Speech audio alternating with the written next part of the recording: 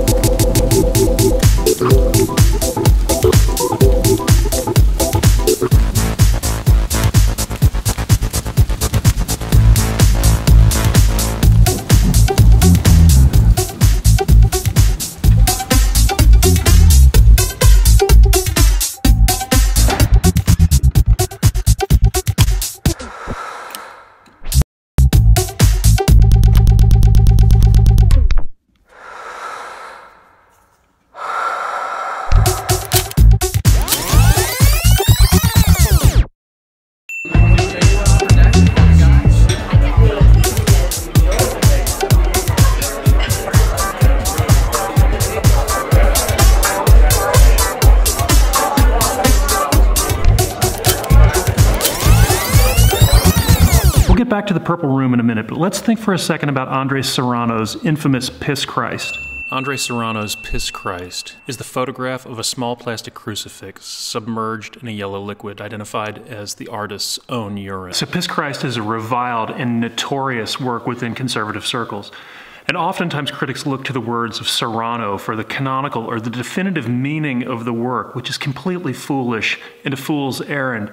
The work itself is an object, it's not a subject. It resides within a cultural matrix, and therefore its meaning is defined by and owned by culture, not by Serrano. Further, there's a point here, and the point is that there is a potential interpretation, or many potential interpretations of this work that are compassionate, are rather compassionate and not blasphemous in any way, which brings to mind Nikos Kazantzakis in The Last Temptation of Christ, which is the second artist that I want to talk about.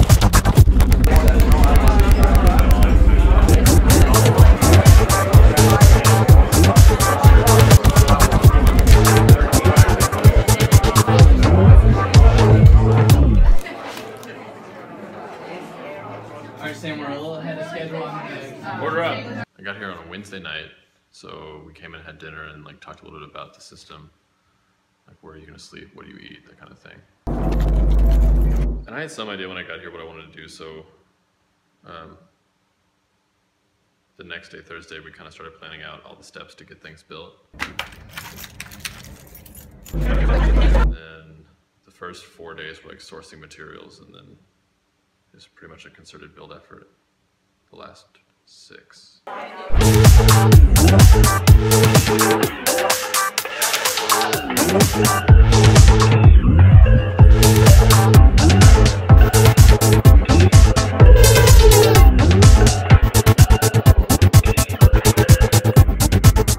In 1955, the Greek author Nikos Kazantzakis published The Last Temptation of Christ and was nearly excommunicated from the Greek Orthodox Church as a result. The central idea of the book is that Jesus, while free from sin, was still subject to fear, doubt, reluctance, lust, and anger, that the Christ, being both fully human and fully divine, was subject to his humanity. This idea was considered absolute blasphemy by the Greek Orthodox Church.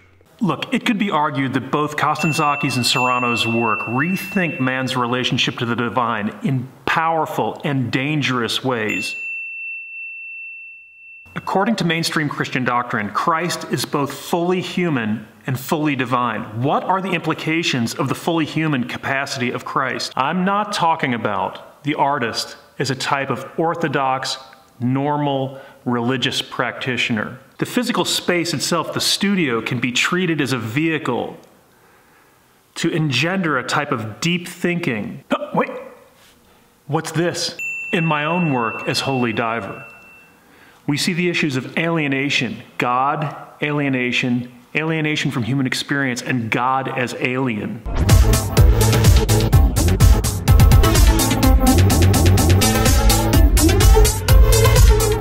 Sam Panter. I live in Oakland, California at the moment, and I generally make like speculative entrepreneurship type things, like systems, or like I guess systems is a good word for it, or like infrastructure. Regular? I don't have any regular yet. No, really? Oh wait, sorry, you're right, I do. You have 2 regular.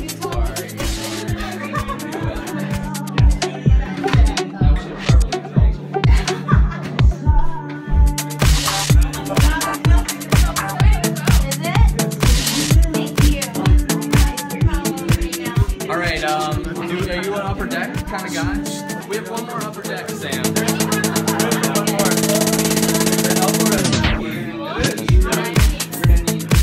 Wait, Elliott, what is the zip code here? 48304. Would you like grilled cheese?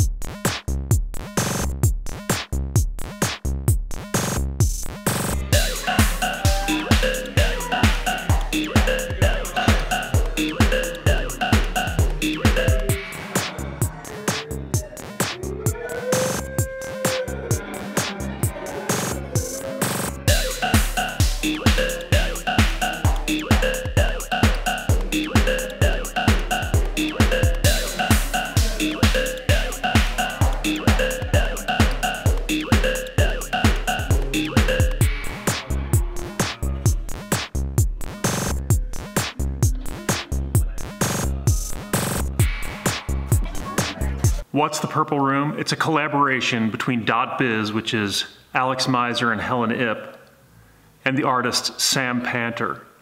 DotBiz is an unsanctioned, unapproved, and semi-legal artist residency operating within the walls of Cranbrook Academy of Art.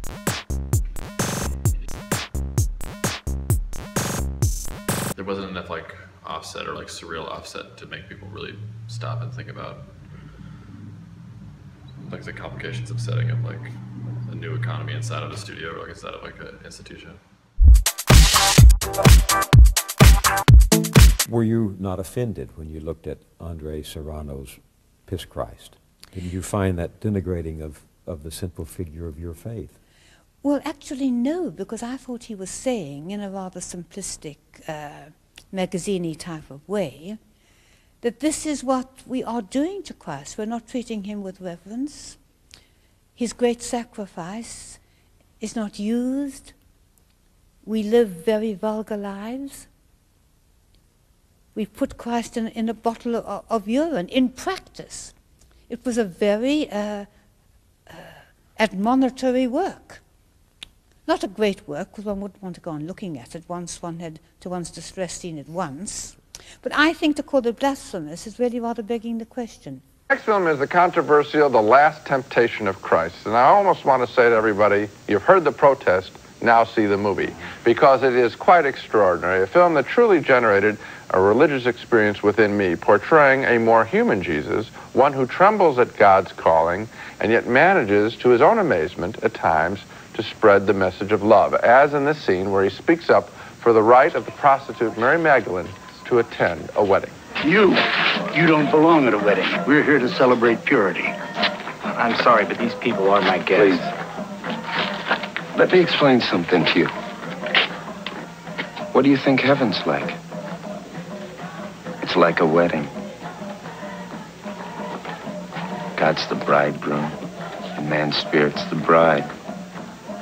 The wedding takes place in heaven, and everyone's invited. God's world is big enough for everybody. Nazarene, that's against the law.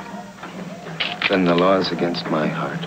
That's Willem Dafoe, the good sergeant from Platoon, quite effective as Jesus, a difficult role to play, to say the least. Here he is, railing against the money changers, soiling the spirit of the temple.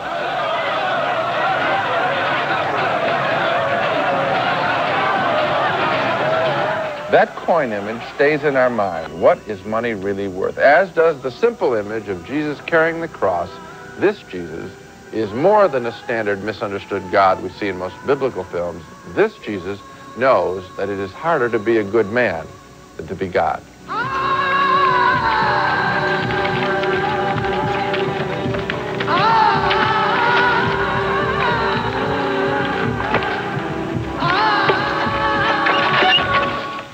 The Last Temptation of Christ was masterfully directed by Martin Scorsese from Paul Schrader's script of the equally controversial novel by Nikos Kazantzakis, who came up with the idea of accenting the human, doubting quality of Jesus. The effect, at least on me, was not to trash Jesus, but rather to make his message more accessible.